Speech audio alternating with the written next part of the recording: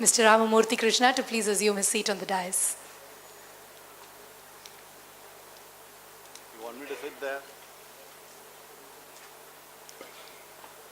Floral welcome to the chief guest.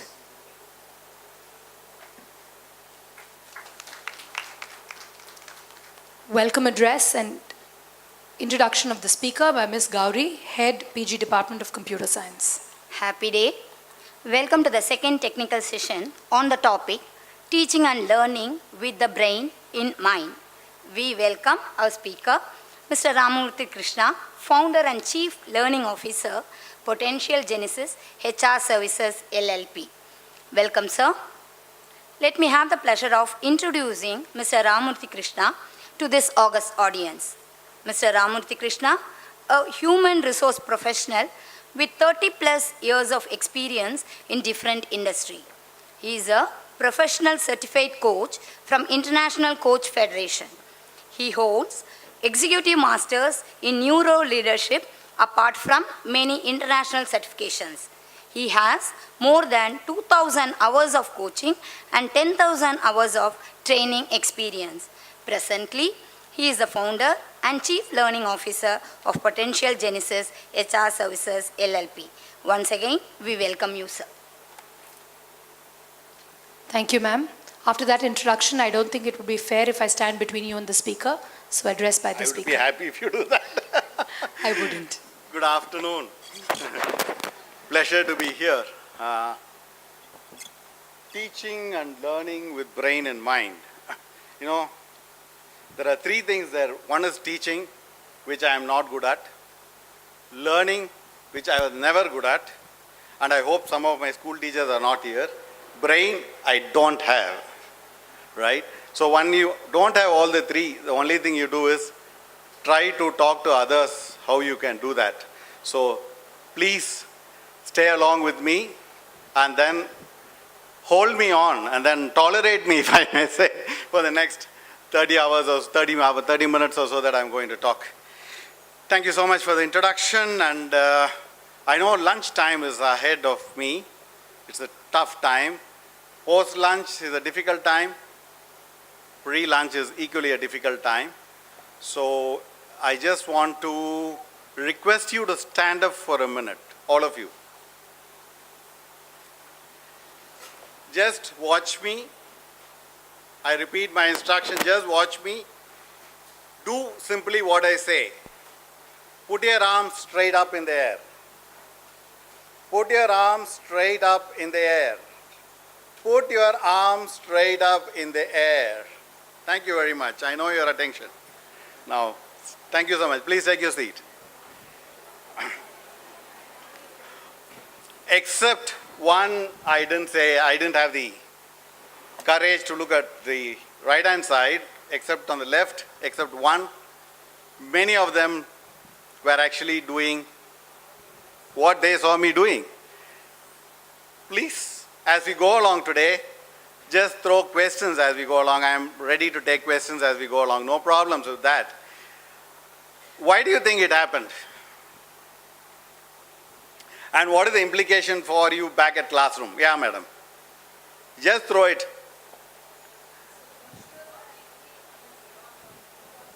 If you could just send the mic along, madam, it would be great, yeah? Otherwise, listening to this old man is going to be boring. Let me tell you that. I can assure you that. Yeah? Yeah, that I think she wanted to say. Our attention is more on visual than on audio. Okay, beautiful, yeah? So this is how you teach people, right? You don't have to really talk anything. You ask question and then you go on. Yeah, anybody else wants to take a turn? There, Vidya, someone there at the back, yes. I'm really taxing Vidya today for some very specific personal reasons. She knows that. Yeah? No?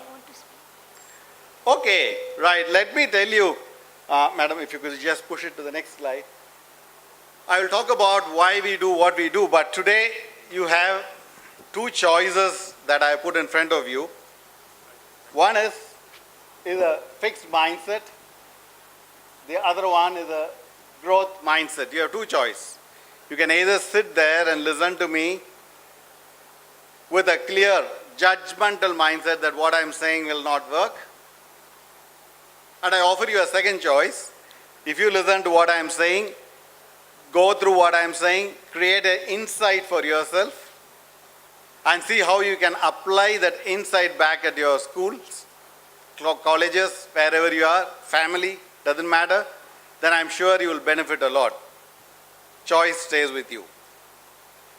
Why you did what you did? Because when people get two contradictory messages, one is I'm saying put your arms up in the air, and then my word says differently, my action says differently. Most of the time, brain reacts to what it sees, right?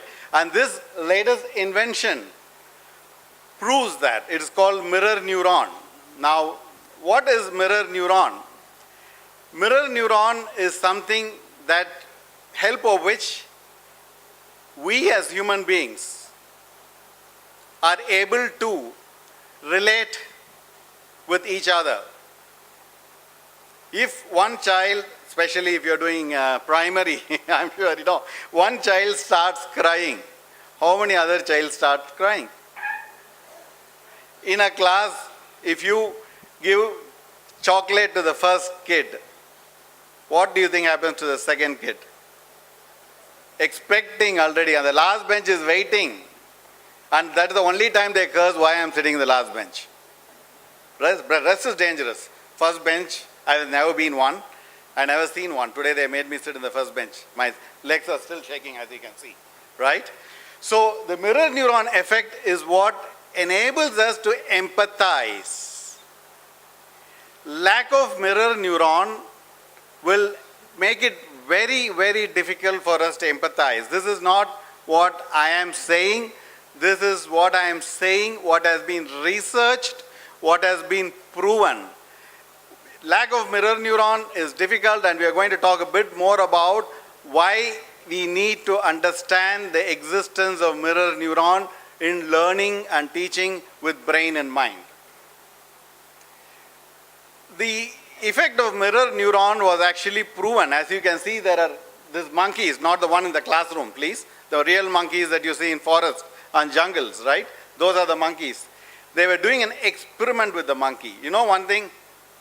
Except human being and monkey, no other animal can hold an item with two fingers. They can only grab it with their hand, right?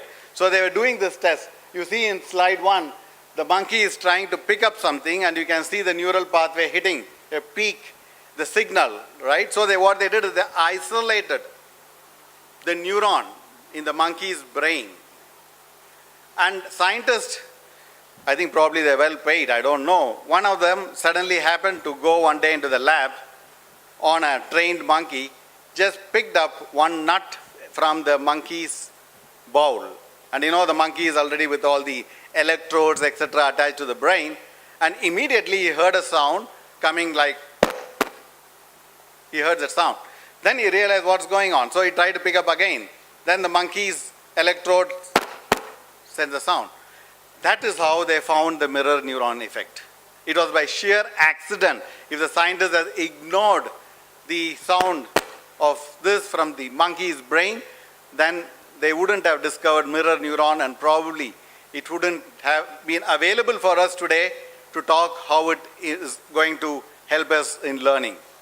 Please park and ask me questions as I go along. Otherwise, I take it that there's no question, I'm going to move. And I welcome questions anytime. So that is about mirror neuron. And just before lunch, I want you to see the picture in front of you for quite a few minutes. That's the mirror neuron again now. To get you back here is going to be tough mentally. Physically, you're all there. But the moment you see that picture, your mirror neuron is triggering, and it goes and tells your tummy, can this guy stop talking and allow us to go for lunch? That's the mirror neuron effect. One thing for certain, when I end my 30 minutes or 45 minutes of class or lecture, whatever you call it, I'll definitely introduce you to a research model that you can comfortably try in classrooms, families, society, at all places. And that's for certain. I'm going to grant that will be one major takeaway, apart from a lot of minor takeaways that you will have today. So lunch is waiting, and brain is more social, waiting for it to happen during lunchtime. Oh, sorry. Yeah, don't worry about that. Yeah, I follow the instruction. Yeah, brain is very social. Why do you think I'm saying brain is very social? And it is only because brain is very social. You have WhatsApp selling like hell. You have Google selling like hell. You are screaming in class like hell, pay attention, pay attention, pay attention. Brain does not want to be isolated from society. It wants to be with people. It loves to be with people. It is all started back when our ancestors were in the forest. They could never kill a mammoth of an animal single-handed. They needed to form a tribe to kill the animal. So they could never do it alone. Doing it alone means problem for them. So brain that learned to be social continues to be social, and the social stuff has slightly changed, and we all know how it has changed from physically being social to being social virtually. That's what has happened. And now the implication of this virtual, being social virtually, is what I am interested in working on in the next 10 years of my life, and I am working on a concept called digitalized human brain. And that's what is coming up from now to 2020, 2030, whatever it is, because people are highly digitalized. You know, children, even today you can get children feeding bottle in the design of a mobile phone. If you try one, you will get, right? And in few seconds, the child wants a mobile phone, and you also see an ad. Child doesn't want to go into the womb of the mother unless there's an internet connection. Yeah? Because things are changing fast. And that social aspect of brain, what really worries me is that they are so much connected now. In the past, the closest connection that is we wait for holidays to be over, to be back in school.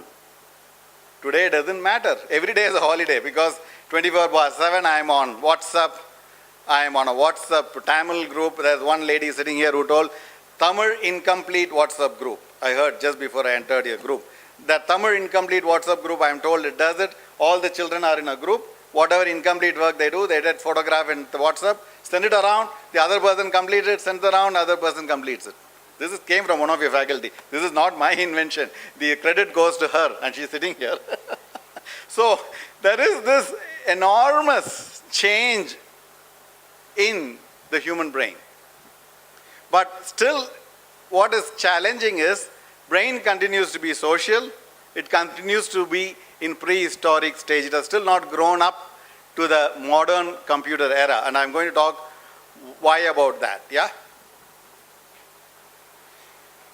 As you see the slide in front of you, I'm only not going to get into deeper of the brain science. I'm going to keep it to a very high overview. And I'm only going to talk about two important parts of brain which will be important from learning teaching perspective, and mention about the third one and not get into the detail of that. What you see in front of you is the prefrontal cortex, and the prefrontal cortex sits right in front of your forehead. That's the prefrontal cortex.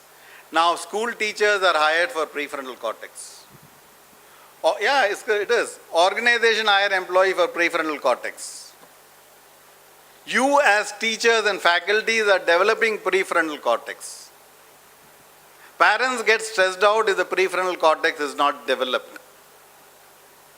But developing a prefrontal cortex, the difficulties with that I'm going to talk about, because it is the prefrontal cortex that makes us think. It is the prefrontal cortex that differentiates us from monkey. Otherwise, there is no very, very small difference. We tell no, monkey don't shout in the class or in the home, whatever you are saying. We are closer to that. We all know that. And it is still in evolving stage. Prefrontal cortex is the latest of the brain part to evolve. It's evolving and it is continuing to evolve. Unlike other parts of the brain, which are very evolutionary old, prefrontal cortex is not. Prefrontal cortex is very important for us to be functional, but the size of the prefrontal cortex compared to the brain is relatively small. Required for rational processing. And if you see rational processing, what do you see in that particular line which is slightly different from other lines in my slide? The processing is half yellow and half white. Why do you think I put it like that? Evolving and lunchtime is coming, right? So you are going to stop processing information. As you start listening to me initially, lot of processing happens. As you listen more and more, the processing slowly starts waning away. So that's why I put it in different color. And the most important thing, and I think this is one thing if you take away with you, I'll be more than happy. Prefrontal cortex matures, and I've circled matures, and I'll tell you why I have circled matures, only between the age of 18 and 21. We nag our children at 4, what do you want to become? We nag our children, what is your life, career, aspiration? Believe me, they cannot tell you. Because it is a function of the prefrontal cortex to plan, organize, and introspect, think, execute, and tell you what it has to do. And if it is not developed, beating them, kicking them, putting them wherever you want to put them, make them kneel down, doesn't help.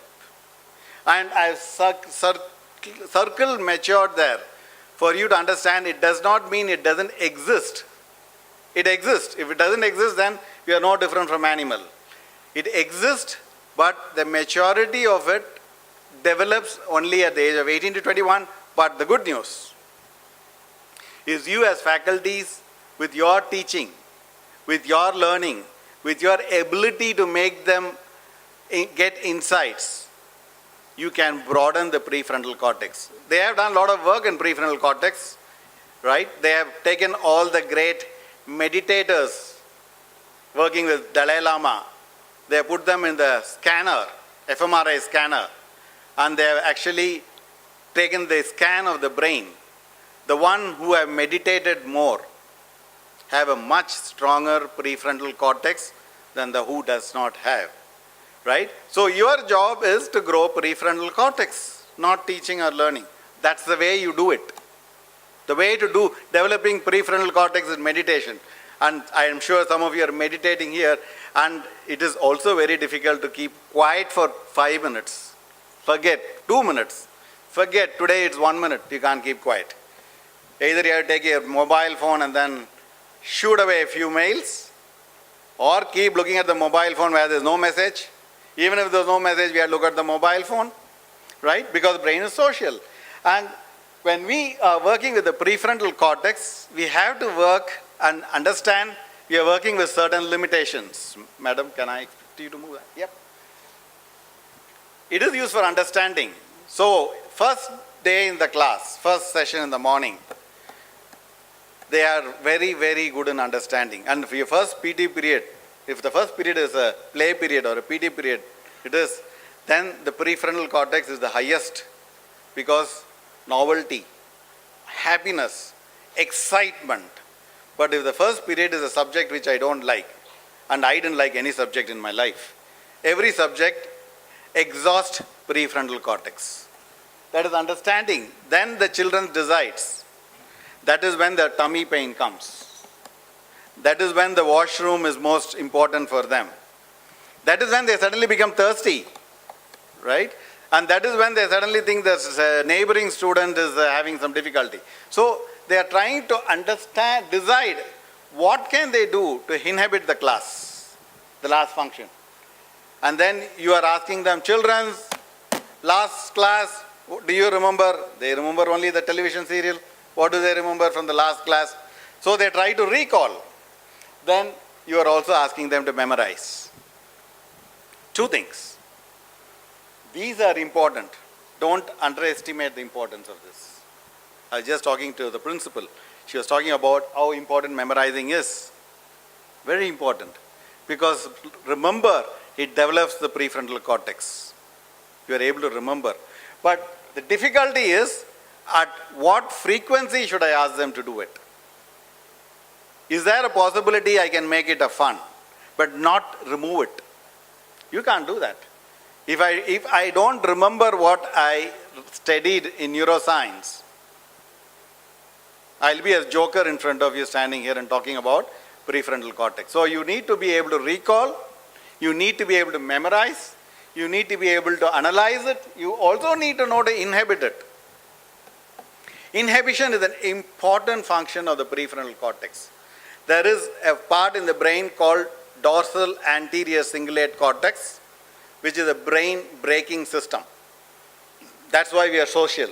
We know what to do in a forum like this, what I should dress, how I should behave with people. And if I am going to do something that is inappropriate, it signals immediately, stop it, it's inappropriate to do in a forum where there are ladies or in a forum which I don't know. So the dorsal anterior cingulate cortex brings the inhibition, and children have less prefrontal cortex. Therefore, for them to inhibit something is difficult. That's why when they get very, very tough about wanting something, and you reason it out to them that why is it that they cannot have it. They cannot reason out because they cannot inhibit the gratification. They have to want it now. They can't think, they can't decide. They will find it extremely difficult. These 5 function together is key in your teaching and learning, and that is the 5 function that helps in problem solving, communication, dealing with others' tasks, and working with others. And today I think world has moved. You don't need to remember data anymore. You need to teach them more concepts, why rather than what. And now it is easy to say teach them why rather than what, but from a prefrontal cortex perspective, the moment you ask 3 whys, the energy is drained down. Because being a newly developed part, and every time it looks for novelty, everything that comes is new to me, this whole place is new to me, there is certain amount of thinking that goes in my mind which needs tremendous amount of oxygen and glucose for me to be functional. So children can drink coffee, they can eat chocolates, they can keep themselves happy by getting that, but you also know the consequence of eating too much. Therefore, is that a solution? Not at all. Am I recommending that? No way. But is that a lack of glucose and oxygen? Yes, yes, yes. The more it lacks, the more the prefrontal cortex becomes defunctional. Let's talk more about that. I want you to watch carefully this 3 by 3 quadrant, the same child's facial expression, because I'm going to talk about inhibiting here. This is again an experiment. This is not something that we are talking about in the air, not a slide I picked from Google. Yes, of course, I should probably put those Google. But just what they did is, they did the marshmallow experiment with children. What they did is they kept one marshmallow in front of the kid and said, don't eat it. Don't touch it. You are not allowed to do anything. But if you can withstand for 5 minutes, then you will get 2 marshmallows. Children have a difficult time. You can see the face, turning away, putting his hands on the head. Last one, looking at it closely, screaming, shouting, crying, smelling the marshmallow, but I can't eat. Right? Because inhibiting is difficult. But what they found is, it was a longitudinal research, that children who could delay gratification in the marshmallow experiment did much more better than children who could not delay gratification. Right? So, teach them the art of trying to stop doing something. Is it important? Absolutely. How do I do it? I will talk about it. Yes, madam. If you could give her the... Thank you, I can have a water now. Pleasure. Sir, you said they were It's good not at- my picture. I know that. Yeah, go ahead. You said they are good at, they become good at. What are they becoming good at? Cognitive skills? I'm going to talk about it. I assured you before your lunchtime, I'll give you practical, tested, research model that you can use at. And you're right, cognitive skill, because this is for thinking. Yeah? Great. And also, madam, inhibiting emotions. I'm going to talk in the next few slides. Inhibition is a function of the prefrontal cortex, right? So if I have to inhibit, yeah, Sorry to say this, but there was a small spelling error in the previous. there will be, because I'm not a good student. So I just need to correct No, absolutely, I understand. Inhibit it wasn't. Right, It was sure. inhabit. Yeah, thank you for that. Right. Thank you for saying that. I'll correct that. Yeah. Yes, so inhibiting is a function of the prefrontal cortex. It does inhibit the emotions that come. In this slide, what you're seeing exactly is that the ability of the prefrontal cortex to inhibit is not matured. So it's difficult for them.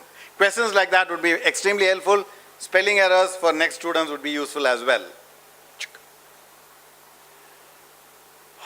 So when you teach and when you learn, and as you're sitting there listening to all the good lectures from morning, your prefrontal cortex is doing exercise. It is in the gym, working hard, glucose and oxygen burning away.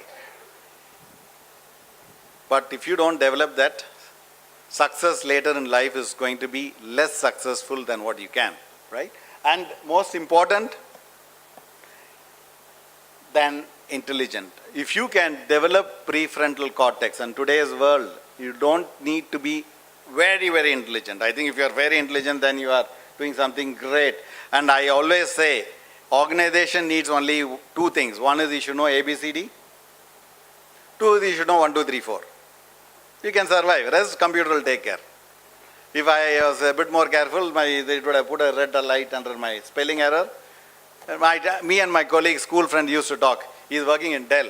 I said both of us are in good position thanks to Microsoft developing the Word document. Otherwise, our English paper was, my English teacher is not here, right? She was surprised, and I actually published my first book. I sent it to her. She said, did you write this book? I said, yes. How many spelling errors are there? No, I sent it to US to correct it. But if I had sent it out like that, I'm sure she would have taken a red ink once more and put the red here. We'll talk about more of that. So that's the executive control you talked about, madam. Executive control is, I call PFC in my own language as the Chief Executive Officer, because it controls everything that we do. Decides for you, inhibits for you, recalls for you, memorizes for you, learns for you, it does understands for you. And if you are able to sit here and understand, it would have been that much better if I had done the session in the morning, because your prefrontal cortex would have been that much fresher. I really feel sorry for the faculty who's going to come after me, because its prefrontal cortex is going to sleep, right? The second part, I'm slowly getting there, is the limbic system. The limbic system is the seat of emotions. This is where your emotions are processed, right? And the limbic system, and the good thing here is, overrules prefrontal cortex. And why do you think limbic system, an emotional hijacker as I call it? It hijacks your emotions, right? And if one child cries, the other, because of mirror neuron, the other child's limbic system is activated and it also starts crying. But why is it difficult for the limbic, why is it that limbic system takes over prefrontal cortex? It stops prefrontal cortex from functioning. Because prefrontal cortex cannot inhibit, because it's still to mature and inhibition is difficult. So what comes from limbic is very, very difficult for prefrontal cortex to inhibit. So in a war of prefrontal cortex, I'll show you in the next slide, what is limbic? That's the war between prefrontal cortex and limbic. Who wins? The battle between emotions and thinking. You are having, when you do a parents-teacher meeting, I never attended one. As a parent, I said nothing doing because I can't manage my limbic system. But from all the feedback that I got, limbic system actually wins because prefrontal cortex has an inefficiency in being able to inhibit. But as we grow and become adult, we are much better able to inhibit the limbic system, but only to a certain extent. How we learned and became a child, this nature-nurture phenomenon is always there, a question we always discuss in any forum. And limbic system, as it grows, also grows how you train the prefrontal cortex, because limbic system is older, evolutionary older. It existed when we were in forest, because we had to protect ourselves from all the wild animals. It still continues to do so. Still, we have this friend or foe response, right? So the moment I see all of you here, do I see you as does my brain tell me that you're a friend or a foe? If my legs are shaking like this, it says it is a foe. Be afraid, be careful of them. One question from one corner can actually throw you out of gear, right? So that's why the friend-foe business in brain, it doesn't look everything as friend.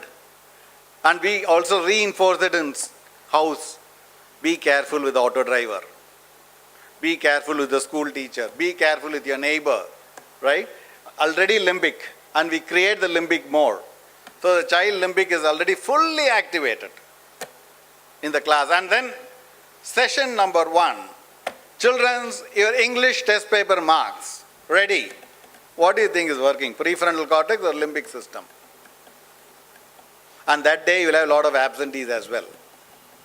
Sick leave, father, my tummy is paining, or mother, or whatever, tummy is paining. So the moment you announce test results, even now our health test results, right?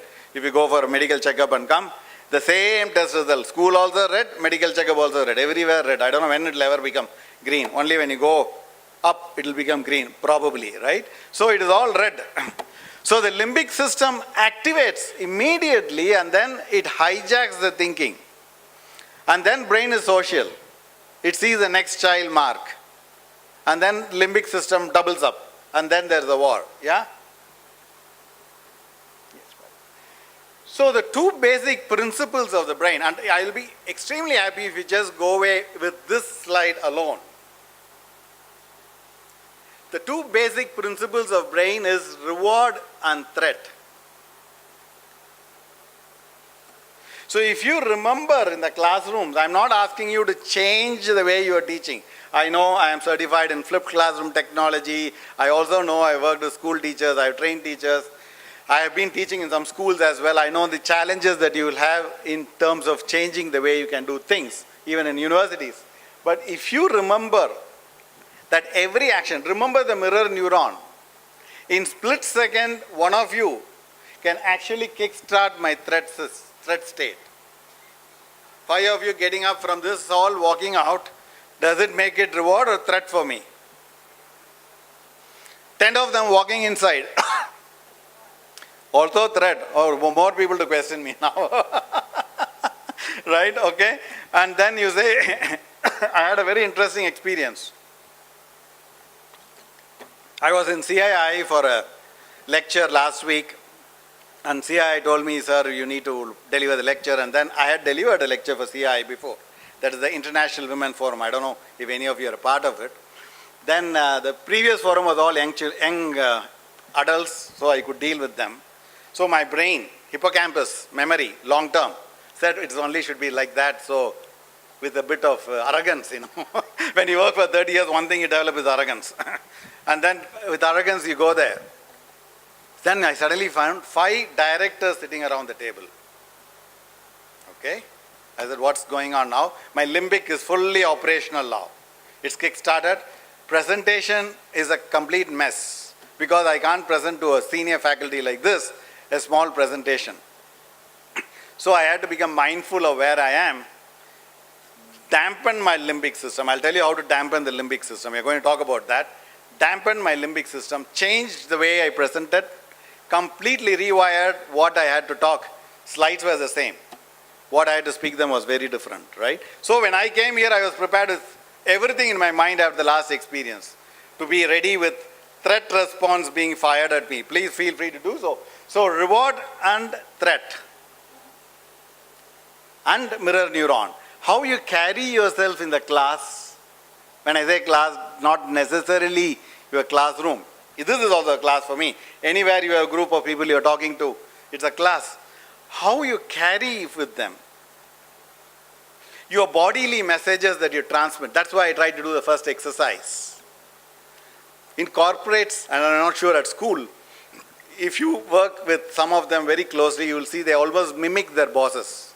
The language they use, the way they talk, I'll tell them, please slow down, you have still not become the boss. Even that one is difficult for me to manage.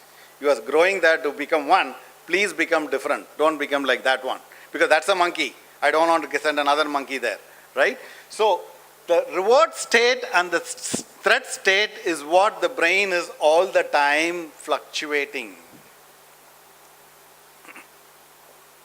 How many of you feel extremely confident when you walked into this room today morning, not knowing anyone, completely confident that nothing will go wrong? Right. And rest? Everybody is a foe. Be careful. Don't talk. I am afraid of them, right? So the brain kickstarts a reward and a threat signal all the time. And if you see the yellow head that I put exactly where the limbic system I had depicted. Don't expect the brain slides to be exactly like this. Brain parts may be at different places. I depicted here for us to understand. So the limbic system kickstarts a reward state or a threat state. Depends on what you want to do, right? So if you have to manage the class better and want to improve the prefrontal cortex, one of the recommendations that I submit to this group is see for yourself places that you are creating a threat response. Look for yourself places where you are creating a reward response. That's easy. But what is difficult is to remember to do that is difficult. Any concept is easy, right? Meditation is easy. But remembering to meditate is difficult, right? Similarly, reward state and threat state you can easily create. But I must remember to create that, no? That's most important. Whether in your communication, whether in your talk.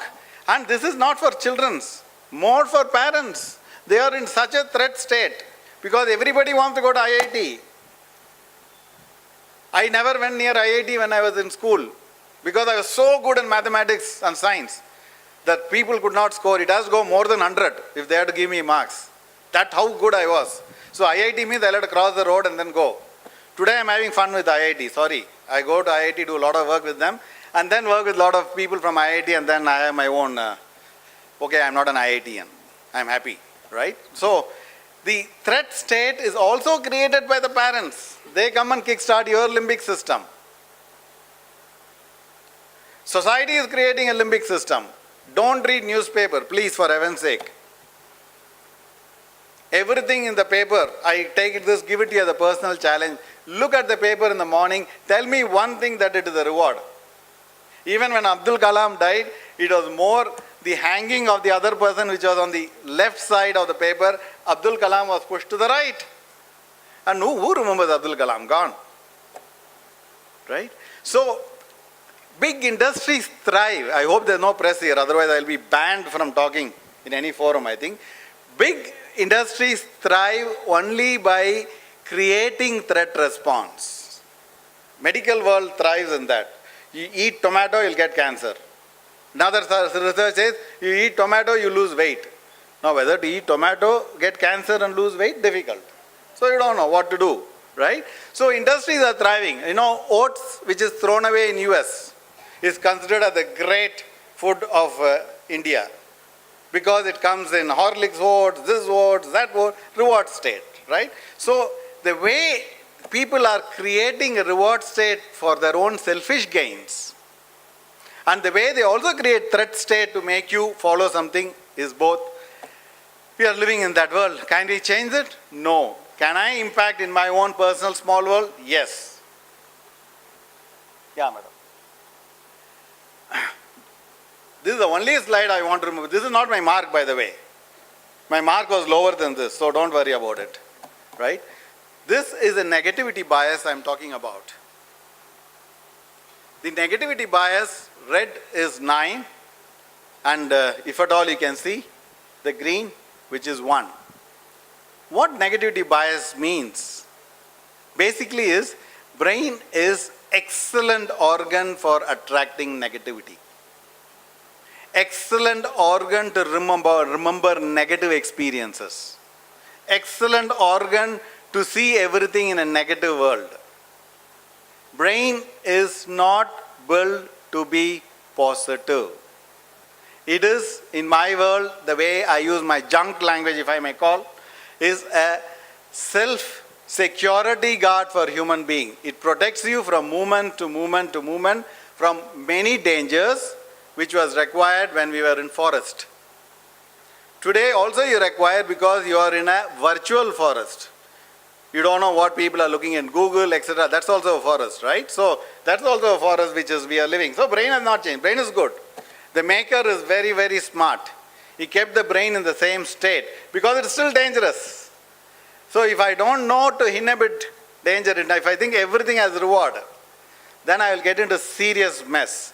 But the 9:1 is what I want you to remember along with threat and reward. Because one negative statement that we make is remembered 9 times more powerfully than one positive statement that you make. So positive statement, positive statement, positive statement, you will feel exhausted because it is going to find it very, very difficult to remain positive. One negative statement, I'm so happy, I take it. And I remember it, recall it.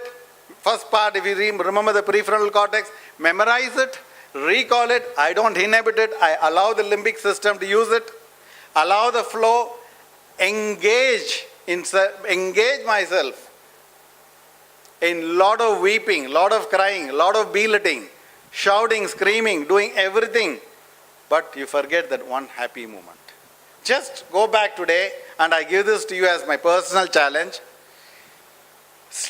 Just relax in your bed, away from all your family members, especially in-laws if you have. Close your eyes for a moment.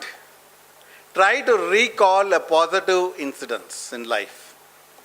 See how difficult it is. Try to recall a negative incident in life. It happens like that.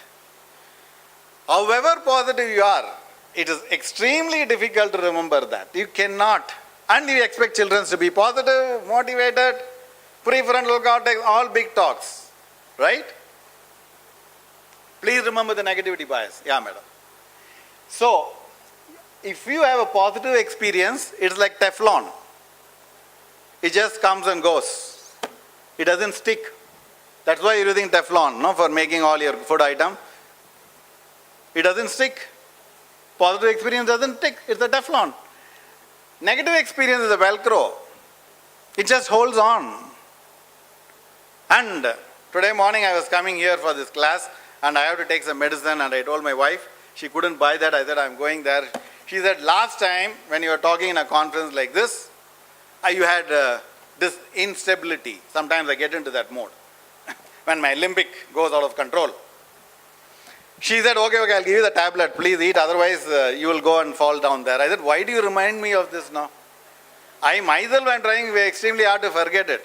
Then my legs started shaking. Oh God, will I fall down here? Then there are ways to manage it, And Vidya also created some story about me, which I'll never allow. So Vidya, right. So Teflon is your positive experience, if you want to remember, because it doesn't stay on. Just goes. Velcro is your negative experience. 9:1, negativity bias. So reward state increases performance. Threat state, as you can see, the boy's prefrontal cortex is smoking away. And the prefrontal cortex shuts down. It cannot understand. It cannot recall. It cannot memorize. It cannot inhibit. It cannot do any of the five. And what are you getting from home? You give an homework or you give an assignment, you get a project work. You know what the children goes through at house? Complete threat state. Beaten down. Killed before the homework is finished. War. By the time the parent becomes a diabetic, mother becomes a heart patient. If there is a sibling, she dreads school. School itself has become a threat response for the sibling, if it is a young sibling, right? So she thinks, your brother or sister is going through this. Should I decide to go to school? Fortunate, prefrontal cortex is not matured. Otherwise, she will decide not to go, right? And when you are getting them from that, when they see the notebook, do you think they are seeing a threat or a reward? When they see your face in the class, do they see a threat or a reward? When they see your answer sheet, is it a threat or a reward? Question paper, everything is a threat. And I expect performance. And the school expects you to produce brilliant results. Because the school and the college has hired you for prefrontal cortex, parents are investing crores of money on children's education to develop prefrontal cortex, but yet we do things against the norms of the prefrontal cortex. We put so much of threat, and on top of it, karate class, swimming class, music class, evaluation there also. Keyboard class means London music grade. Everybody is A.R. Rahman. And if he doesn't pass, finito. I spent 50,000 rupees on your class and you cannot pass. What will I pass? Max? Should I get a Arangetram for dance? Should I become A.R. Rahman? Should I be a normal human being? That is not there.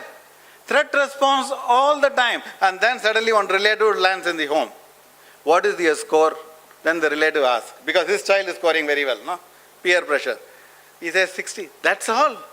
My son scored 75. Finito. Another limbic system kickstarts at home. I'm not joking here. Am I not talking the facts here? Tell me. Absolute facts. So much of peer comparison. When my son is fortunate, I'm old. Sometimes I am happy I'm old because my son is in degree final year. So I'm very happy he's just doing whatever he has to do to score mark. What he does, I don't know, but he somehow scores marks. I'm very happy with that. But the best thing is when he was in school, I actually had a rule in the home telling my wife, don't go to school during lunch hour. You are banned to go to school after school hours because you don't come quiet. You come and start my limbic system and I come from the office because my office has already created my limbic system. You create twice and the whole limbic goes on to the son. Launch offense on him. Bloody hell, you can't score more than 5. And if he asks how much did you score, different story. We'll never go there, right? But we preach. So, when there is a fight state, when there is a threat state and a reward state, there are two brains which is fighting, right? Or the brain is flying away.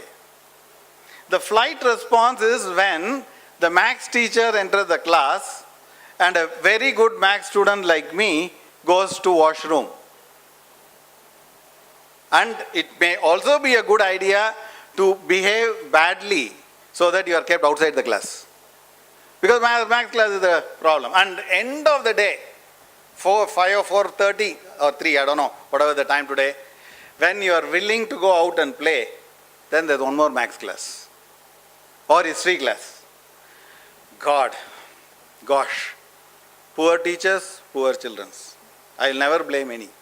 That's the world you're living. And when you go home, flying happily, you must make this happy face, right? But it goes home and changes. Because we're waiting, take your homework book now. And if you don't take your homework book, I will open the bag and check. Developing trust. Another level of limbic system, another level of signaling. Believe me, another level of signaling to the child. The mirror neuron starts thinking, okay, mother is not trustful, that's why she is not trusting me.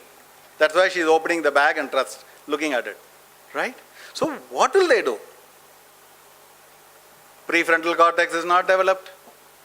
Limbic system is kick-started, both internally and externally. External environment is kicking me. Internal environment is kicking me. I, as a poor child, cannot even recognize what's happening. On top of it, there's the poor neighbor kid who's doing extremely well. And if I can go and kick her, do something to her, I can't even do that because I'll be treated as naughty boy or naughty girl. And best thing is, some students, what they do is very smart. Somehow the prefrontal cortex grows. They take the assignment book, put it in the dustbin and come home. And you know what? Now another kid who is next door who scores good mark will pick up that assignment book, come and give it home. Another limbic system. Honesty, dishonesty goes on, life, yeah? So, what do we do with all that? Fun, nice to criticize, etc. If you watch carefully, I said brain is social, right? There is a threat state, there is a reward state. Now, both is conscious and unconscious. Unconsciously, sometimes you recognize threat. Please, let me submit this to you. Whatever threat state we are giving them during our academic life, do you think it goes away? It unconsciously stays somewhere. You can call that personality. You know, I spoke to ICAT last year when I was in FL Smith. I told the college lecturers, you develop junk. You give it to corporate which takes junk. And that's why I am bald. Because what do you do with that? Because that's how, right? So, the unconscious is there. You can unconsciously remember many of your threat events. You can also unconsciously remember the reward event. But remember the negativity bias, 9:1. 9 times stronger than reward. Then the brain needs certainty. The prefrontal cortex needs everything in the right state. I'm going to talk to you in few seconds. Am I talking only about reward or am I talking only about threat? I'm not talking about neither. I'm going to talk about a neutral state, right? Now, brain needs certainty.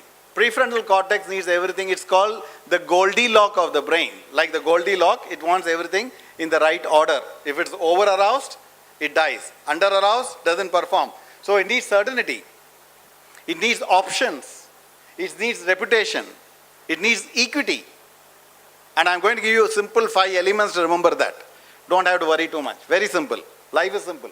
I always believe. Right? So when you see a child, yourself, parents, anyone in this state, first thing is to sense what has happened. The second thing is to explore how it happened. Third thing is to take action on why this has happened. I think if that is done, you have created a human being. We are not looking at IITs and MBAs here. On a one-to-one forum, on a one-to-one conversation, if you have the time, I will talk to you about them separately, okay? Right. So, how to achieve this is the question. So, the overarching principle of the brain, which is not taught in for parents, which I think that's one of my new goals in life, to go to all schools, colleges, talk about it. And so thankful to Madam here for calling me today. And she said, yes, I had to make the presentation yesterday evening. Like school children, I had to give excuse to this madam. That's why there's a spelling mistake. So you have to blame Madam Principal for that. Right? So that is how children give excuse. No, you don't forget it, right? So the overarching principle of the brain is minimize danger, maximize reward. Brain has to be able to minimize danger. Why it has to minimize danger is simply because if you maximize danger, you kickstart the limbic system, and if the limbic system kickstarts, it overrules the prefrontal cortex, and if it overrules the prefrontal cortex, all the 5 executive functions doesn't work. And if that doesn't work, thinking doesn't develop. If thinking doesn't develop, prefrontal cortex doesn't grow. If prefrontal cortex doesn't grow, student doesn't become as intelligent as you want him to be. Right? So that's the overarching principle of the brain. Threat and danger, which is also some neuroscientists call as an aware response, and reward and engagement is called towards response. So if you go back to your school, which is the most rewarding period for students? No school is the most rewarding time for the students. Forget school. If the school is closed for summer vacation, most rewarding time. At least in our days, PT period was there. Today with all the exams and IIT preparation starting in first standard. No, from first standard itself we are preparing for IIT. So where is the question of PT period and all that stuff? Poor PT masters, if there is somebody here, right? Next slide, madam. So the optimal arousal curve, as you see, this is another extremely important one, and if you can take this away, I will be very, very happy. Arousal and stress is on the x-axis and performance is on the y-axis. Now, when the arousal happens, when the arousal is low, when I say arousal, I mean low threat, right? Is actually sleeping, as you can see in the right-hand side. And as the arousal becomes higher and higher and higher, it reaches a sweet spot, the performance improves, and as it starts declining, over threat, and it's aroused, it starts falling down. And the lowest point is actually depression. Right? There are children who get depressed, frustrated, right? And it is never zero, as you can see. We are not allowing it to touch the x-axis because there is always certain amount of threat, certain amount of reward in the way we speak, in the way we, or however much training can be given, coaching can be given. We are human beings as we are. So we are working on the limbic system, right? So there is a Chinese poem, and I'm going to change this a bit the way it is written. If student shoots just for his marks, he has all his skill. If he shoots for scores, his hands tremble and his breath is uneasy. If the student shoots for golden prize, IIT or IIM, he becomes a mad and blind. His skill was not lessened, but the vision of the target changed him. They have today discovered brain is neuroplastic, meaning to say, brain can change its shape based on what it pays attention to. And I repeat, brain is neuroplastic. Today research says brain can change its shape based on what it pays attention to. And as faculties, gurus, teacher, whatever name you want to give ourselves, our goal should be to focus attention. Where are they focusing their attention? And that focusing attention needs prefrontal cortex. Yes, madam. So we know carrot and stick approach. We are not saying give them all carrot or no stick, but we are also asking you to use a stick, but a different stick. And let's talk about that. My dear colleague, my dear faculty, my dear friend, he is my guru, teacher, mentor, David Rock, who has given us a very simple formula of how to manage this threat and reward state. And the acronym is SCARF. S is for status, C is for certainty, A is for autonomy, R is for relatedness, F is for fairness, right? So, if status, certainty, autonomy, relatedness, and fairness are reduced, it's an away state or a threat response. If you can increase status, certainty, autonomy, relatedness, and fairness, you increase reward response. Right? So, we are saying, as we saw in the optimal arousal curve, we need an optimal mix and balance of both these. And now the most important thing which is not here and which I want you to remember, when you impact status, certainty, autonomy, relatedness, and fairness, there is an offsetting effect. Offsetting on status will impact certainty, it will offset autonomy, it will have to relatedness, it will impact fairness, and there is also a compounding effect. If you touch one, it will have its compounding effect on the other. And now the most difficult thing is fairness. Because fairness is so relative. Everything that I see in the world is unfair. If after this whole session, you all just get away and walk for lunch, should I consider it fair or unfair? It is unfair from my point of view. It could be fair from your point of view. Absolutely, right? So, fairness and all these elements is the perception that you are working with. So, if you play around with perception in the classroom and look at it carefully, then you have a lot of ways to increase status, lot of ways to ensure the status is not 9:1. Don't forget, we are also human beings. And we are also impacted by 9:1 negativity bias. So if we remember negativity bias, reward response, threat response, then how can I ensure my, whatever the child is, I improve his status? What can I do to elevate his status? How can I give him a flower bouquet? Not all the time, right? The reward response has a difficulty because it peaks up. It becomes a new norm. So next time you have to reward higher.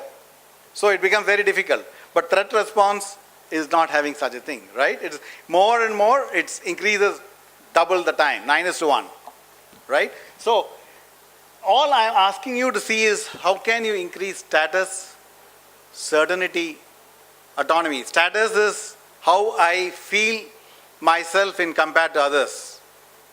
Today, I think, when I came to this college, they said they'll receive me at the gate, they'll show. I said, I know, madam. I've been working in this, I know, I've been coming here for so many times. Just forget me, I'll just pick up my bag and come. No, sir, we'll pick up your bag, we'll do this, we'll do that and all. So that's the status they want to give me, right? And certainty. Yesterday I asked, how many people are there? What is the subject we are talking about? Who are they? What are we talking about? Why is it that I am to talk? To ensure that my brain feels calm. Suddenly I called here and say, talk. First, I have to control my limbic. I'll have to take 2 minutes, do something to dampen down my limbic. And if you name what is affecting you, status, certainty, autonomy, relatedness, fairness, then the most beautiful effect, if you name it, you can tame it. And if you tame it, you tame the limbic. If you tame the limbic, you make the prefrontal cortex work. And if you cannot tame limbic, you cannot grow prefrontal cortex. So taming limbic is through a 5-element called SCARF element of David Rock. So you look at it, autonomy is to what extent do I have the freedom? If I go home, should I take permission from my mother to go and play? Or can I go, come play, do my homework, tell everything is done and go to bed? Do I have the freedom to do that? Do I have the freedom in the class to stand up and ask questions? Do I have the freedom to just get out, go to washroom and come back without taking permission? I don't know, whatever. That signifies autonomy, the amount of freedom that you give. As I said, ask me question anytime. Relatedness is how do you see me, friend or a foe? Right? So that is relatedness. And its brain is social. Remember that. I keep saying that. Because this is a social model of the brain. It talks about how do I relate myself to my peers, my classroom. Fairness. How fair is it? I scored 18 last time. This time I scored 19. And when we give away the paper, you scored only 19. Is a threat response. You have improved by 1 is a reward response. Parents may not see it. Forget it. Sorry. I know how parents are. I am one old parent, right? And we are all. So parents are not going to see it because their mind is full of future. And last point I just want to say is, past, there is a memory that is created. 9:1, negativity bias. Future is dark. So the network for the past is very strongly embedded in our brain. Future network doesn't exist, so it creates a threat response. what presently exists is the present, the next 5 minutes. So if you can be mindfully present for these 5 minutes, you grow your neural network. I'm not talking about neurotransmitters. There is neurotransmitters. I know there are some science teachers here. I'm very, very apprehensive of them because too few questions can throw me off to a threat response. I'm not talking about any neurotransmitters today. And here is a nice, beautiful poem, after which I'll take questions. God sent me 3 packages, and for me they are prefrontal cortex, limbic system, and basal ganglia. I didn't talk about basal ganglia, basically a part of the brain which does regular stuff. They need special care. You are being given the opportunity to develop prefrontal cortex, dampen the limbic system, and help basal ganglia more. If you develop basal ganglia, you memorize more. Take care of these tiny gifts, for they are very rare. That's why we are different from human beings. Watch over them with all your love. Let them feel your touch. Take care of every need, for you are needed very much. It's only you who can do that, not anyone. So you are in that special position.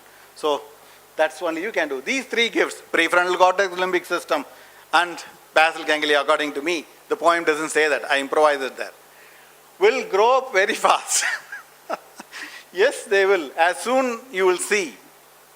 Love them with all your heart and let them be what they will be. When these gifts are fully grown, look at the heaven above. Know they exist because of God and all His precious love. Questions?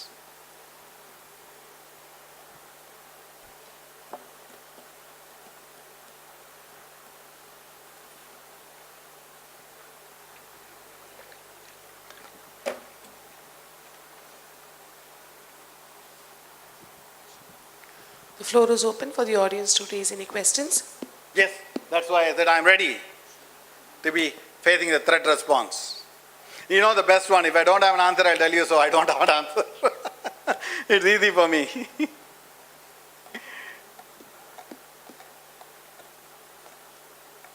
If they don't have a question, then I have a question. Threat response this way.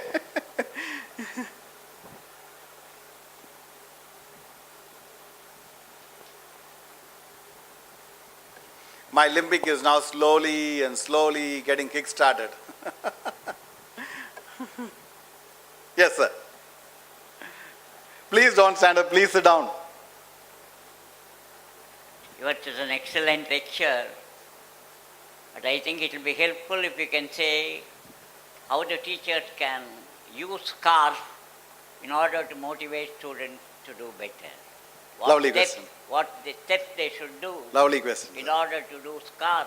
Yes, sure. And then so that the impact is on the students, Yes. because teacher is only passing out to the Lovely. learning is on Beautiful. the students one. Beautiful. So what steps the teacher should take Sure. to use scarf Understood. to see that the students learn. Pleasure. Great question. Do I have time for that, madam? Yes. I didn't think I had the time for that. Otherwise, I would have gone in more deeper and talked more about, and at least you should know I'm very strong in neuroscience, right? So I should show my glory. If not, whether you understand or not, who bothers, right?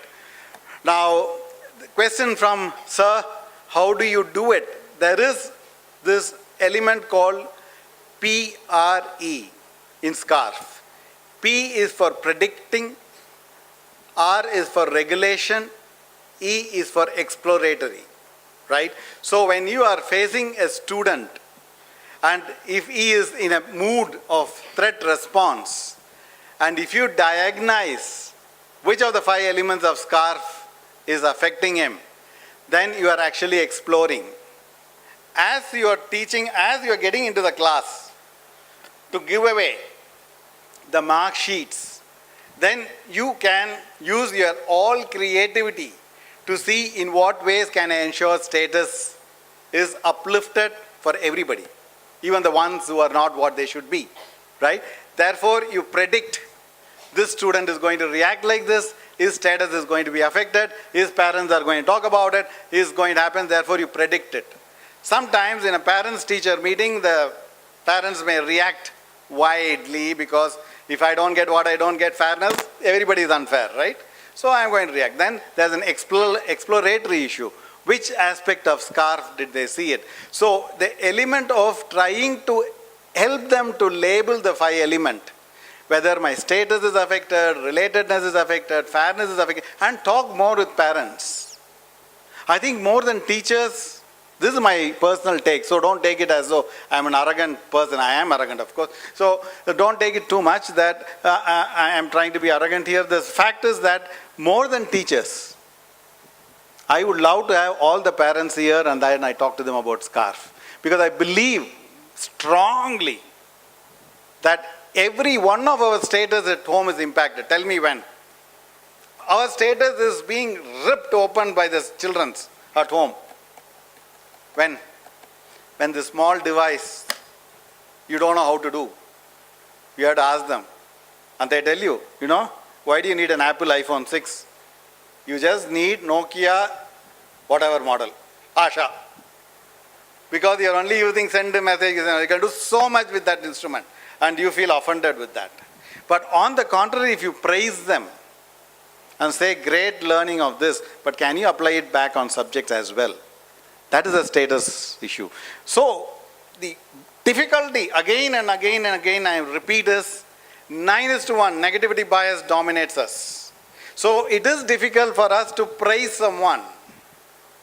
So it has to be remembering to apply scarf and practice it again and again and again. And I can assure you, you will see huge change in everywhere, be it family, be it children's, be it school, be it government authorities, wherever you are dealing. It's only because these 5 elements are getting threat response that we find it very difficult. So if you need, we can sit and work on how to improve those 5 elements. That can be a session that I can willing to do with anyone. That's the closest answer, sir. I don't know if I convince you at all. Sir, please sit down, don't stand up. You make me feel so guilty. Are these qualities of the teacher, or what is the benefit of the student? Role of the student in this class and role of the teachers in terms of fairness is teacher. Yeah, correct. And the student should recognize it is fairness. Absolutely. Second is status is student. Yes. Whether you recognize his status. Yes, correct. You give him autonomy. Right. You don't interfere with him. Yes. So that I am saying the role of the teachers and then how the students recognizes it. Correct. What is the way in which Yes. this balance is retained? Yeah, again, a beautiful question. This scarf is not only for one, it's for all. As much as we as teachers, faculties, parents have to learn, students also have to learn. They also have to maintain your status, your certainty, your relatedness, your fairness. But I think because of the limitations of the prefrontal cortex, their inability to really grasp things fast, it is much more easier that we practice and slowly teach them as well to be able to practice with their peers and take it strongly into the classroom.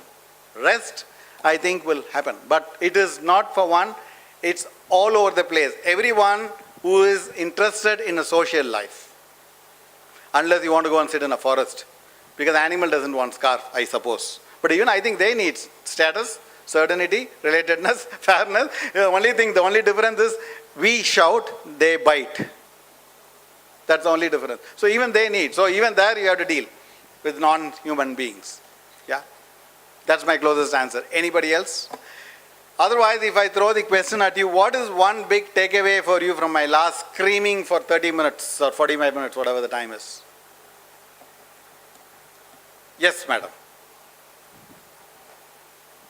One takeaway from some of you would be interesting for me. Love and care for the students can do wonders. Yeah? I take it Sure, great. this way. Yeah, right. Sure, yes.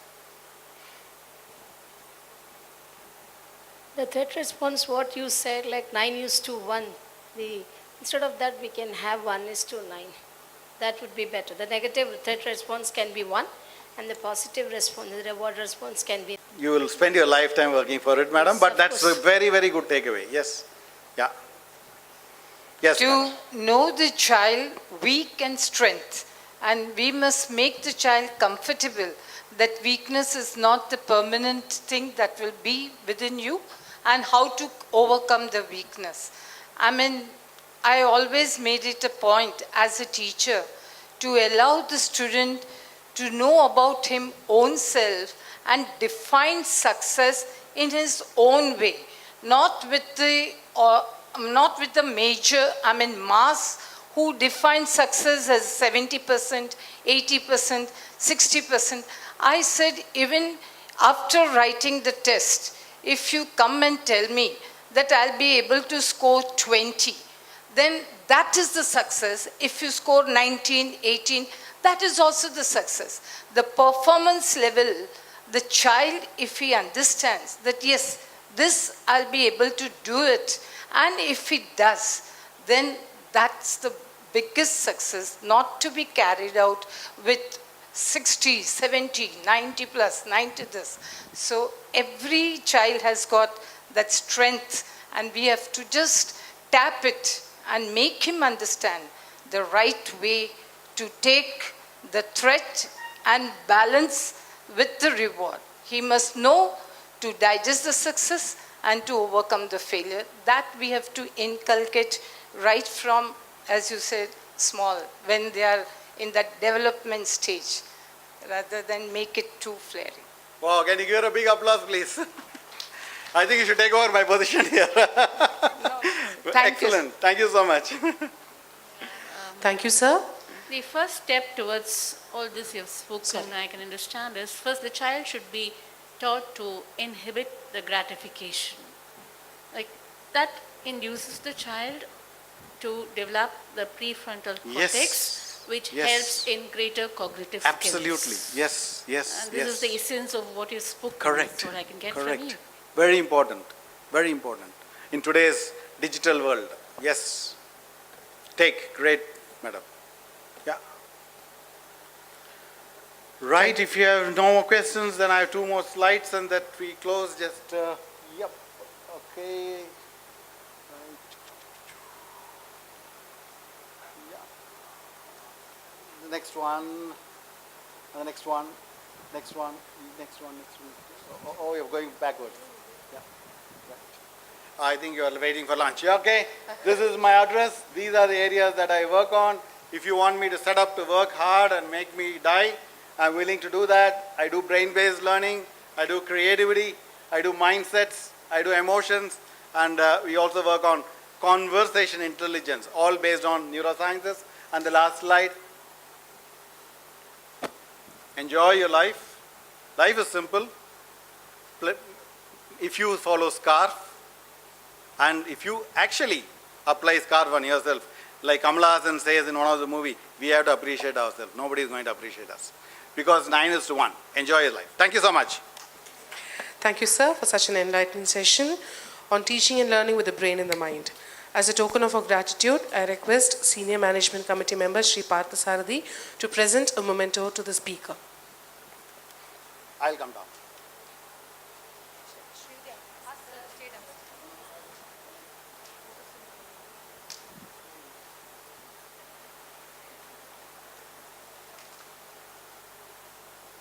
I am like him actually.